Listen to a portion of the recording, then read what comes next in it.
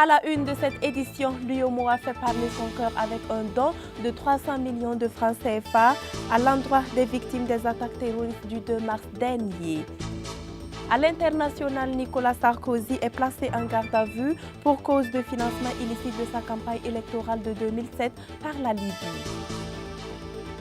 Mesdames et messieurs, bonsoir et merci de nous choisir pour vous informer. Comme je vous le disais en titre, la commission de l'UEMOA a laissé parler son cœur à la suite de l'attaque terroriste qu'a connue Ouagadougou le 2 mars dernier. Un virement bancaire de 300 millions de francs CFA sera fait au compte du ministère de la Défense nationale et des anciens combattants à l'endroit des familles des victimes. Le reportage est de Delphine Banissi et de Dieudonné Koumsaga. C'est un geste de solidarité de l'Union à l'endroit du peuple burkinabé, bien sûr, mais de manière plus spécifique à l'endroit des familles, des victimes. Et nous ne pourrons pas être indifférents face à ce qui s'est produit ce 2 mars 2018. 300 millions de francs CFA, c'est ce que la Commission de l'Union des États monétaires de l'Afrique de l'Ouest, par le biais de son premier responsable, a remis au ministère de la Défense nationale et des anciens combattants ce mardi. Selon Abdallah Bourema, c'est un geste de solidarité à l'endroit du peuple burkinabé. En outre, il a ajouté que pour avoir abrité le siège de l'institution, le pays mérite d'être soutenu à tous les niveaux. La cérémonie de cette matinée avec le ministre de la Défense nationale et des anciens combattants est le prolongement de cette dynamique de solidarité, de cette chaîne de solidarité que nous voulons encore plus agissante à l'endroit des familles des victimes.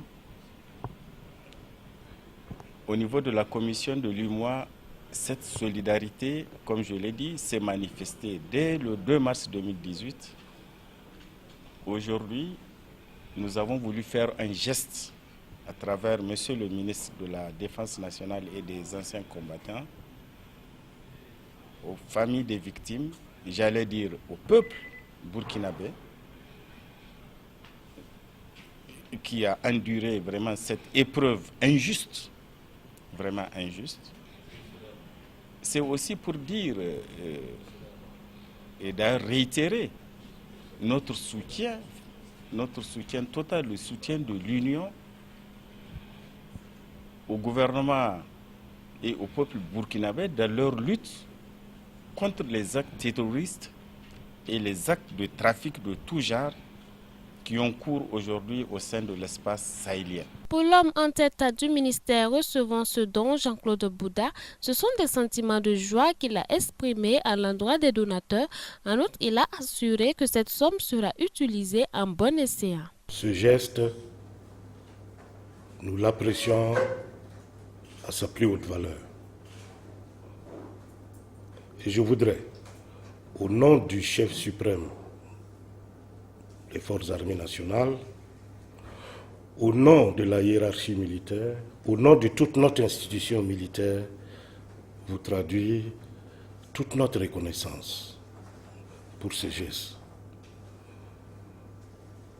C'est vrai, cette situation nous a été imposée et cette situation, nous l'avons vécue vraiment de manière dramatique. Parce que nous avons perdu des frères d'armes, nous avons perdu un officier de valeur, nous avons perdu des hommes, il y a eu de nombreux blessés et nous profitons pour souhaiter un prompt rétablissement à ces blessés.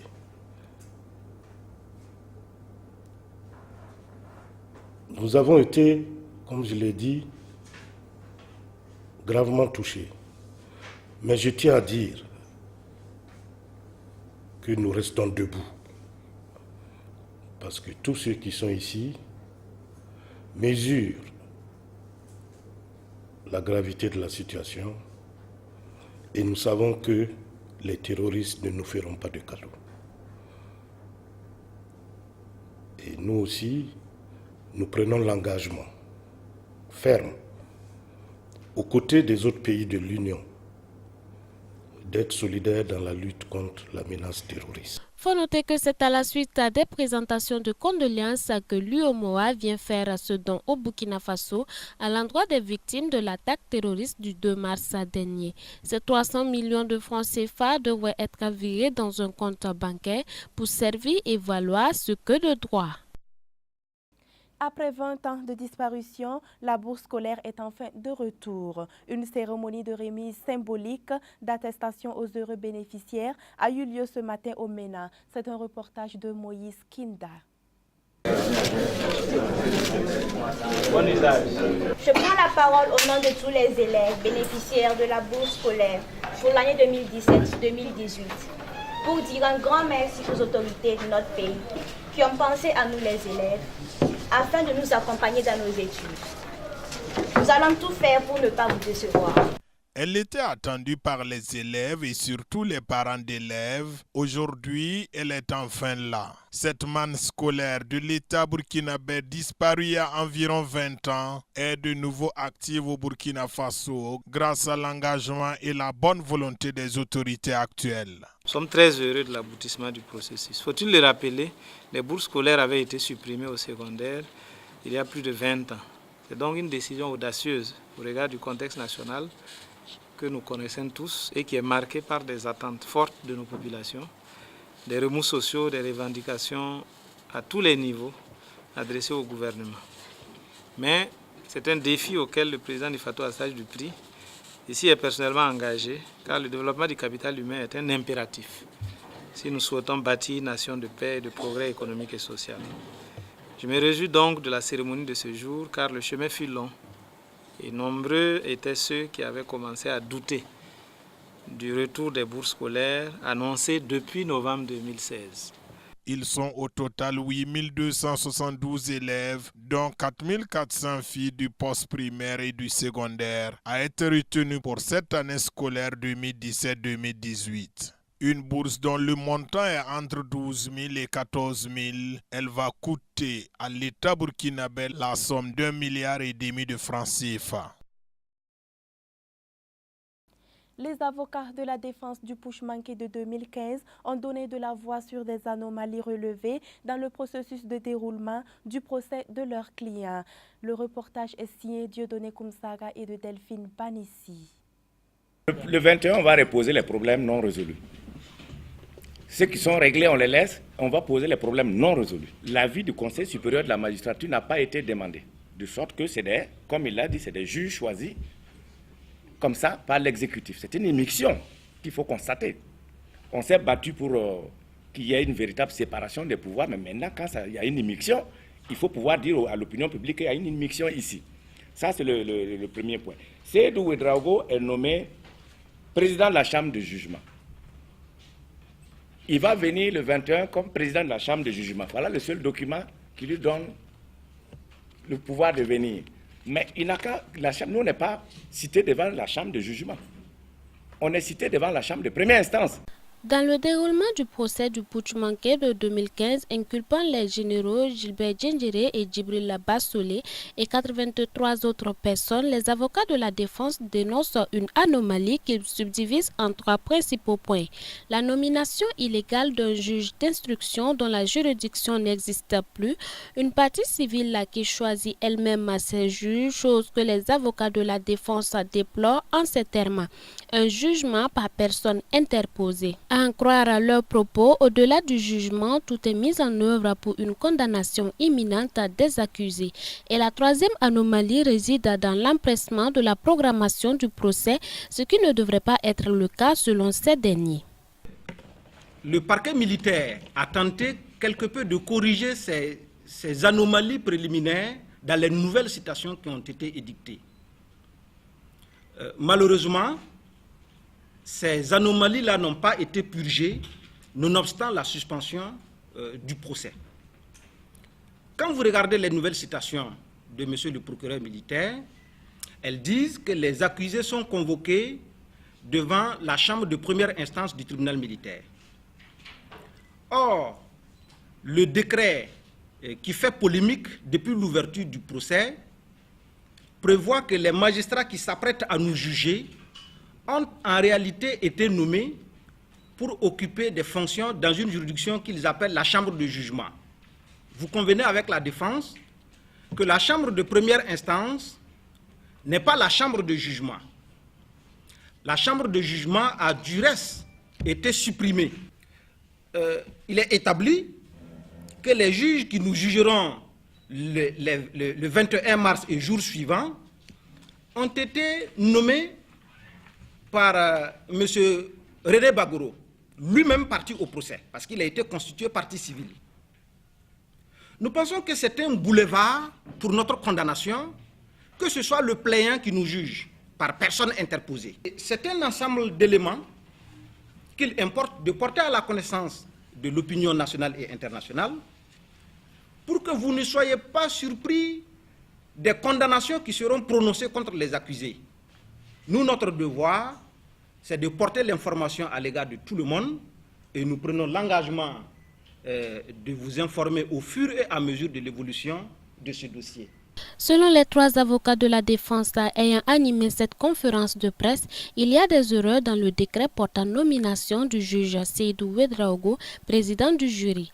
Il a été nommé par le ministre en charge de la justice sur instruction du président du Faso. Et pour pallier à ce problème, un nouveau décret est donc nécessaire.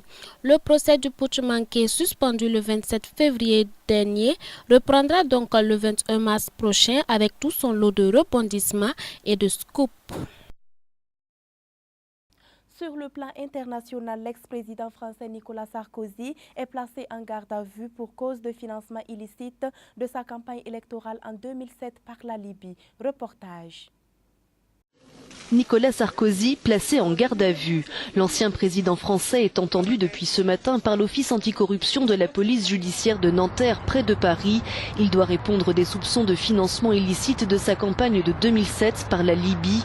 En mai 2012, le site Mediapart avait publié un document libyen qui faisait état de fonds versés par le régime de Mouammar Kadhafi. Moins d'un an plus tard, une information judiciaire a été ouverte. Le bras droit de Nicolas Sarkozy, Brice Hortefeux, est aussi entendu par la police ce mardi en audition libre. Dans une interview exclusive accordée à Euronews, le fils de l'ex-dictateur libyen Saïf al-Islam Kadhafi confirmait dès 2011 l'existence de ces transactions.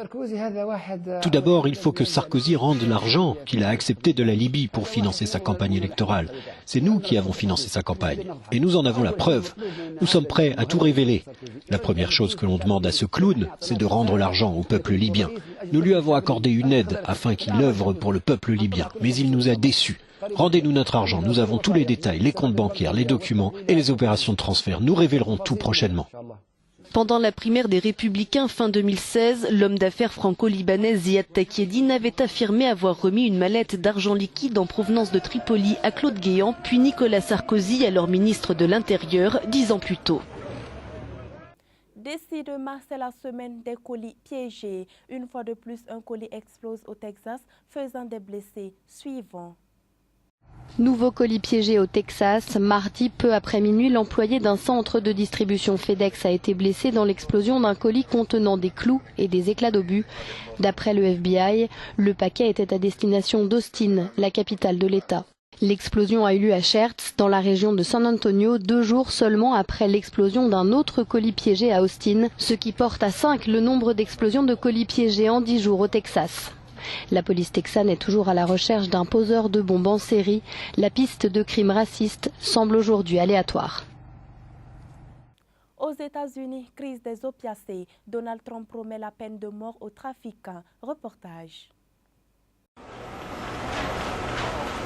Combattre la crise des opiacés, c'était l'une des promesses de Donald Trump. S'exprimant depuis le New Hampshire, un État américain ravagé par la toxicomanie, le président a dévoilé son plan pour lutter contre cette crise meurtrière en Amérique.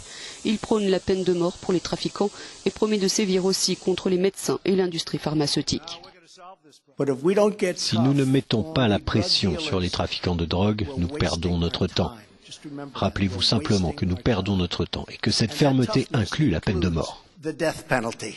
Le plan prévoit un financement fédéral additionnel de 6 milliards de dollars pour la prévention et l'éducation, ainsi que des programmes de traitement et de rétablissement. L'Amérique fait face à une crise sans précédent. Chaque jour, 116 personnes meurent d'une overdose liée aux opiacés. Trump a déclaré qu'il envisageait des poursuites contre les compagnies pharmaceutiques qui contribuent à la surprescription des médicaments opiacés. Il a également promis de faire baisser les prix des médicaments sur ordonnance, affirmant que les Américains paient beaucoup plus cher que les citoyens d'autres pays. Mesdames et messieurs, c'est la fin de cette édition. Merci de votre attention. Je vous retrouve demain à 9h.